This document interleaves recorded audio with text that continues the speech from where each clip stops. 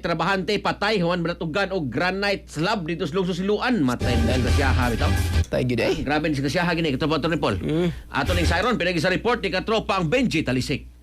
XFM Police Report. Police Report. Patay ang usa ka 33 anyos nga production worker human kini matabunan og mga granite slabs atol sa pagdiskara sa gagamento dito sa Purok Katulay, Barangay Santa Cruz, lungsod sa Liloan nitong Hulyo 21, 2026. Ang biktima giilang si Saturnino Cariñosa Bakiran ninyo o residente sa sitio Bangka, Barangay Tigib sa lungsod sa Argao.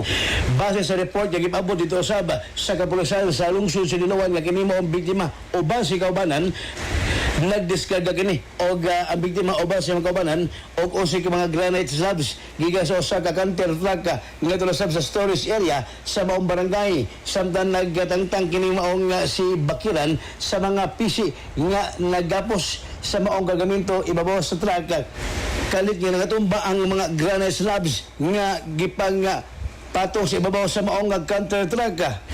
Hinungdan nga nahulog sa yuta ang kini maong biktima o gitabunan sa mga gipangkarga nga mga granite slabs.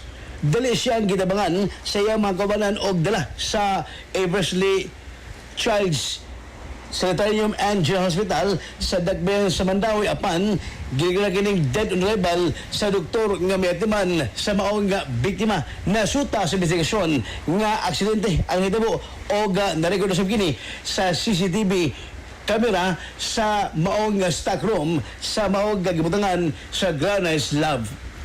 Balita ka na hipos sa kablisan sa lungsod sa Liloan. Kaya tropa sa gihapon ay magkalimot sa paghaplas galunay sa Santon Herbal Oil. Maganda ba matag-adang ang tanan? Hinimo sa Yastuhal Incorporated papalit sa parmasya butika sa iyong lugar.